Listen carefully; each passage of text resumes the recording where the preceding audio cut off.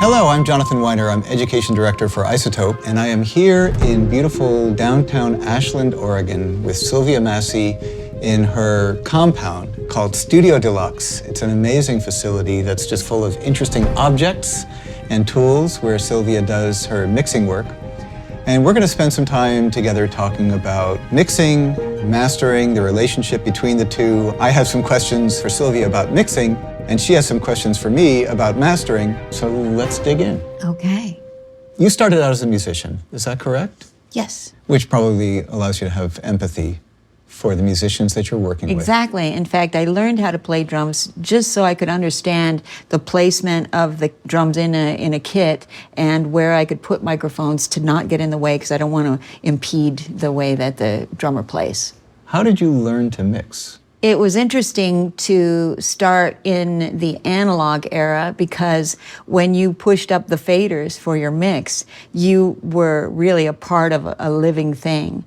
And you could grab faders several at a time, and whether you're using automation or not, I would do a lot of work live. That's my specialty, I think, is that I'll put in events into a mix that come out of my background as an analog mixer. Would it be fair to say that it's somewhat performance-based in the way you're describing it? Yeah. Well, being that I'm not the primary musician in the project, Sure. This is how I can play. Great. I don't know about you, but I've had this experience over and over again over decades where artists will start to do their own work and they'll get 3 months into a project and they're like, oh, my stuff is shit. You know, how come? How come it's not getting better? It doesn't sound like my favorite record. And somehow they don't get that it's a long-form process. Learning how to mix was an observation of popular music. When I first started, I would take my mixes and compare it to something that I was listening to on the radio. And I would do an A/B, and I would really learn to find the details of what made the commercial project finished. And then I would apply that to my mix. And it usually would take the shape of adjusting the overall compression and EQ. And so I was, in essence, doing some pre-mastering right from the beginning because that's how I could quickly shape my mix to be more commercial and competitive. Is there sort of a thing that you know you're going to do from the get-go in a mix? And at what point do you start doing it? When I was working at Larrabee, they had GML 8200 EQs in the racks. And that was my go-to stereo bus EQ when I started out in analog mixing.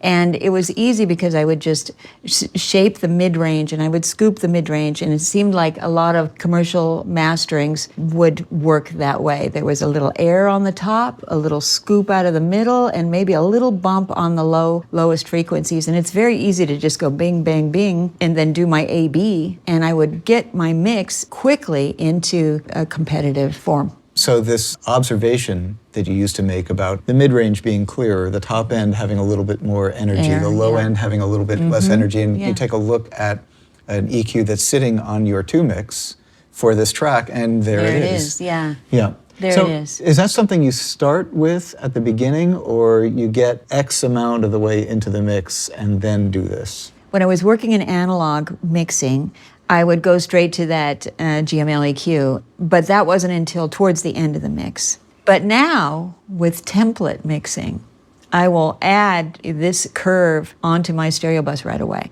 I'll bypass it and just check and see how it's working with no stereo bus processing. So far you've been talking about EQ. You have not been talking at all about compression. Is that also a standard part of your treatment? Absolutely. When I did analog mixing, I would have a selection of really great valve tube stereo bus compressors, and I had a Fairchild 670, and I would use it on every mix, and it really finished the sound of the mix. The time constants in the vintage limiter are derived directly from the Fairchild 670, okay. Which is kind of interesting that you would pull it up and Right. use it, especially in the tube mode. Your comment about not being able to introduce as much level into a plug-in as you can in the analog world, I think it has to do with the fact that it's really hard to model the nonlinear, chaotic behavior of an analog circuit in DSP. We can model the behavior when it's working within a quote-unquote normal range, but if you want to introduce some unusual, aberrant behavior, that's harder to model and harder to predict. That's what I love, the Yep. aberrant behavior, the Yes. unpredictability. So this, for instance, represents what you would put on the 2-mix as far as a treatment when you're working in the box. So the way that I have this mix system set up is that my Pro Tools IOs come out through these DDA converters. They're summed analog through an analog summing unit by Dangerous Music. And then they are put back into digital form, and I print it back into the session, so I can keep track of it. That's where they live, and that's where I'll bounce out the files later. The final step before it's printed is where I put a stereo bus plug-in. So I'll have ozone, and I'll use the EQ and compression or limiting there. That hybrid approach that you're describing, that round trip through the analog world, does that give you a chance to insert other devices? This particular system has the option of me adding things into the stereo bus. And I have actually this unit here, which is a Western Electric 111C. It's a pair of transformers that I'll put on the output. Can you describe where you're running into trouble with levels? Whether it's a session that I've recorded or a session that someone has sent me to mix, it seems like I start with levels too hot. And I'll show you on this session. These are the levels that come to me on the edit window. And then you can see that they're already brought down a little bit. This is just too hot already. When I play this track, if I was to bring this up to 0, let's say I bring this up to 0 now, you can hear the problem. No. All right? So I have to bring my levels back before I even begin. And I'm a little bit afraid about harming the audio by reducing the level. Can you tell me about that? Am I harming the audio? Quite the opposite. I mean, certainly when you're hearing the distortion, that's an obvious sign that you need to change something, right? So you're actually harming the audio by not changing your levels, right? So that's thing number one. I mean, it's funny, we always want to get the technical aspects of what we're doing right, but let's just start with this sort of simple proposition that if something sounds wrong, like, okay, we got to deal with that. Yeah. To hell with the bits, right? Yeah, right. It makes sense, certainly to me, if you're recording all of your tracks at a level where the peak is somewhere, say, between -3 and -10, right, for every individual track. Once you've summed a bunch of channels together, like what you see here, inevitably you're going to end up with a level that's too hot, and that you're going to have to turn it down. Yeah. The good news is, you know, with Pro Tools or Studio One or, you know, any sort of modern DAW,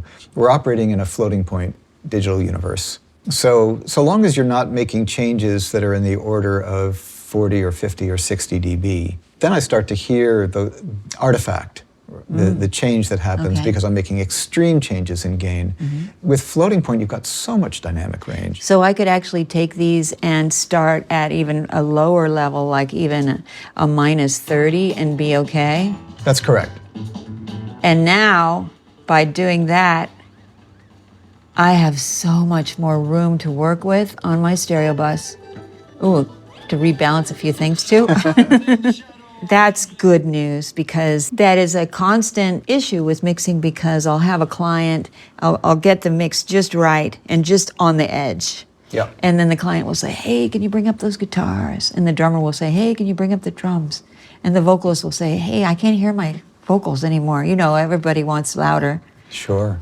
Pretty soon we've lost the headroom and we're distorting again, and then I have to rebalance and bring it all back down. So it's this constant fight. And I want to play with that more too. I want to play with the stereo bus and try to push the stereo bus harder instead of having these loud tracks. There's an art, I think, to the compromise between level of your individual tracks or your stems. You know, some people mix to buses, right? And then that gets combined to a 2-mix. That's the way I'm doing it here too. Yeah. So the level there and the level on the 2-mix. If you leave too much for the thinking of the mastering stage to get the level that ultimately the artist or the client or you yourself are going to desire, You won't be able to achieve it without having to be maybe more assertive with the two-mix processing Right. or the mastering processing than you would like. Yes.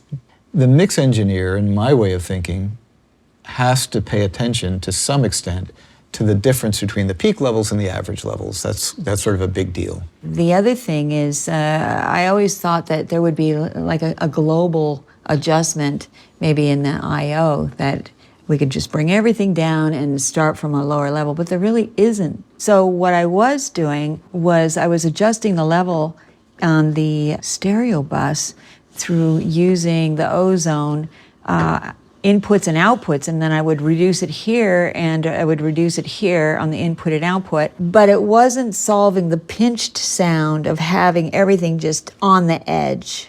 So the solution for me now is to bring it all the way down to even minus 30 to start. Whereas people give me wave files and they start at 0. Before I start mixing, everything's brought down to minus 30, and now I'm having success. I just was really curious if I was doing something wrong, so thanks for that. Sure. Like you are sort of fond of saying, there are no right answers, right? There are no rules here, so these are all guidelines. But in the case of the mix that you've got going here, if I hit play and we just observe the levels on Insight and take a look at the average level versus the peak level, I think it's somewhat instructive. So I'm going to just play a little bit of Okay. audio and then we'll come back and talk about it. There it is. Oh, wow. A couple of things are going on here. The average level in the loudest section of the tune at the end was sitting around minus 6, right? If you think about the old school sort of VU meters that we grew up on, right? Usually we would target something between 0 and plus 3 or whatever, but that 0 on the VU meter was usually about 20 dB below clipping, below full scale. Right? I mean, the way that we used to make mixes that we were happy with, the level was much lower, the average level. So here, this is quite hot. So I would venture to say, if we leave this mix at this level, you're going to get a plenty hot record. There will be no problem in terms of the level, ultimately, that you're going to get in the final result. But the mastering engineer needs some headroom to work with. That's exactly right. There are a couple of ways of thinking about this idea of headroom. One way of thinking about it is, well, the mix sounds great, let's just turn it down a little bit. And if the mix truly sounds great, if you're totally happy with it and you have metering that shows you what we're seeing here, Right. then whether it's you or the mastering engineer that just pulls the output down, that final version, to get some room to work, that's an option. I'm not saying it's the only option, nor is it always the right option. If you're saying to me, you know what, I think it sounds better if I give myself more room to work so it doesn't sound pinched, I, as a mastering engineer, would be very happy to have some more headroom above where the average level is sitting than what we have here. Well, this particular project, the mixes were all the way up to the edge. Yep. Then when it came to mastering, the mastering engineer had difficulty to keep it clear because the guitars were obscuring the vocals. Things got lost right away. I went back 3 times, bringing down the levels, just to get it to open up enough that when I got the mastering back, it made sense and it wasn't worse than the final mix. Understanding how far down I can bring the initial tracks is going to help me a lot with my future mixing. Now, this meter is really revealing, and I wanted to ask you, where do you have that? Is that post-ozone on the stereo bus? Yes, in order for that meter to truly be useful, it needs to be the very last thing in the chain, because it'll show you the accumulated level through everything that you're doing, whether it's on the track level or the stem level or the 2-mix out. It's a complex system, the sort of gain staging through a mix, right? You've got your stems, your buses, right? Do you have anything on your buses? Yes. You have something. So, you know, one of the things you have to be aware of is that if you drop the level of the tracks, it's going to change Yes. the processing. And I on have to rebalance again. So you when have I to do all of that Right. again. And that pinch phenomenon, I think that you're alluding to, comes from pushing level into your 2-bus processing, into the limiter. Really? Is that right? Yeah, you probably would get some satisfaction if you drop the input into ozone, but still, anything that's happening upstream from that in terms of gain staging is still maybe going to be problematic. Right. So yeah, feel free to take the tracks down, give yourself plenty of room to work, and then you can add level later. It's really hard to take level away and undo some of the artifact and some of the things that you're hearing. Right. There's one other thing I wanted to point out. So you've got a limiter here that's your final stage. This is sitting on your 2-mix output. Yeah. And then the ceiling is sitting at 0. I always encourage people at every stage to leave a little bit of margin coming out of their final stage. Turning this down is very much like turning this down. Oh. It's really the same thing, but it gives you a little bit of room here so you won't get levels that peak above 0 dBFS. You won't hear distortion on the output. If you let this sit at 0, there's every possibility that on the analog side, what we're hearing actually will exceed 0 and it'll sound a little bit clipped. Oh. So whatever your final stage is, go ahead and cheat that down just a little bit, give yourself a little bit of room. It'll make mastering engineers happier too. Can we take a listen to that effect? Sure. Actually. Nothing's gonna stop me. I cannot sail. Anything more than a dB or 2 is not going to help, again, the pinched thing that happens because of the gain staging into the limiter.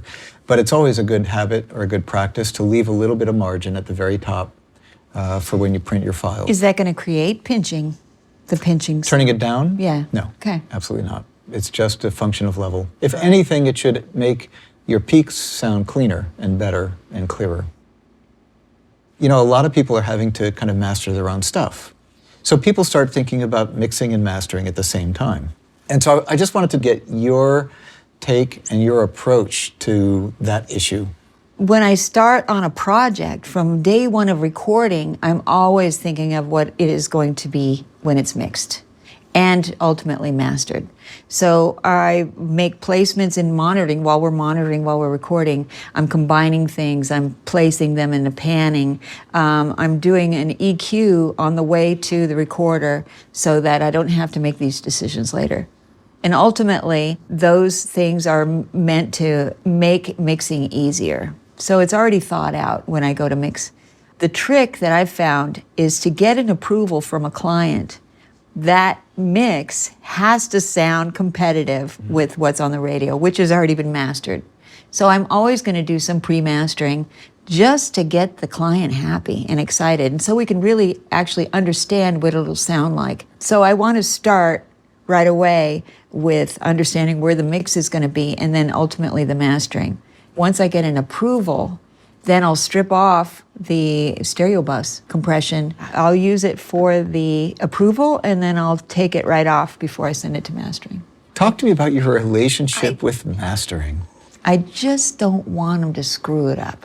When I send them without processing, without stereo bus processing, I also send them the reference, the final approved mix with the processing, so that they can have a reference. This is what the client approved. Please, if you're going to do anything, make it sound a little better than that. If you're going to do anything, just don't make it sound worse.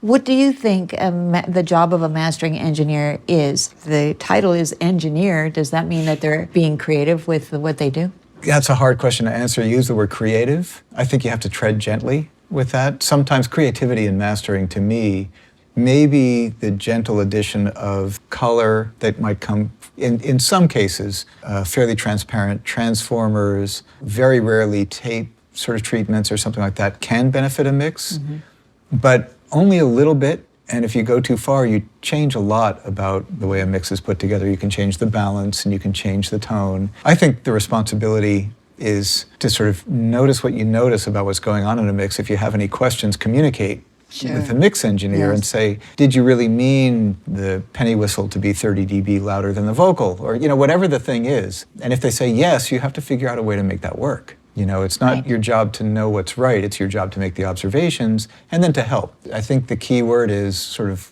you know, words, respect, and a little goes a long way. I find it amazing to see what a mastering engineer can do to broaden the width of a mix, but that often is at the expense of certain levels of things that you've placed in the mix. When I get a mix back from mastering, and I'm listening to it, and now it's wider, it's airier, it's cleaner, but my lead vocal is buried behind the freshly exposed guitar parts. So what do? Well, I have to go back in and I'll make a vocal up version, or anything that's obscured by this new finishing EQ. If I like it, I'll make adjustments to my final mix and send a revision over to the mastering engineer so he can remaster using the same settings. We'll just be able to hear those parts better. But that's very cool. So you hear something that's revealed in mastering that you do like. Yeah. And you sort of want to work towards that goal. Right. Cool. I used to work with Prince, and he would record in a way that made me uncomfortable because he was pushing the levels onto tape so hard that if the monitors weren't up in the room, you could hear on the tape machines the rattle of the needles because they were all pegging and there was a sound to that. If you listen to those Revolution records and anything that he recorded, and he did all the recording mainly himself, they had a sound. It was smashed and really in your face. So I love that. But add 100 tracks together and you've got this crushing mess. That's my favorite genre. Now, when I start a mix, I take every track before I even begin and bring all the levels down, whether it's something that I recorded or if it's something that was sent to me to mix. That looks to me like what I would hope for from a mix engineer. There's a little bit of a margin at the top. There's a little bit of room to push level if it needs to be pushed. But there's also enough average level that it's not going to be it's not going to be up to mastering to make the record sound like it needs to sound. Okay. That looks perfect. There's something else that we noticed that was really interesting about this record. If we pull up tonal balance control, which is this tool that's designed to give you a sense of what is, I hate to use the word typical or common because that just sounds really uninteresting. It's like, I want to make a common record or a typical record. Every record, of course, is supposed to sound great and compelling and interesting and beautiful. But if you look at the display, you see a range, what we like to call tonal balance, right? Low end to mid-range to top end, the average distribution of energy across thousands and thousands of records. So this is machine learning that's evaluated on that's right. thousands of records. Correct. But it doesn't mean that this is the final answer, nor does it mean that you have to make a straight line image of, in this display in order to have a good record. So when we hit play and let this settle down for a moment, you can see, and this is a fairly aggressive record. Yes. So you might expect to see the bottom and the upper mid-range being a little bit more emphasized. Right. And in fact, it's still pretty obvious here, isn't it? Yeah, and it's still kind of within bounds. It's not like anything so whacked that you'd have to go back and, and revisit your decisions. Right. Or else you blow up a car speaker or something like that, right? Well, that definitely illustrates the scoop that I pull out of the Stereo Bus on this genre of music, because it's a harder, heavier genre, and it's kind of a scoop. Right. Actually, that's right. And so if we there's take a look at the Ozone EQ, you can actually see that right there. Yeah. That's influencing that shape. How about that? That's very That is cool. an amazing tool.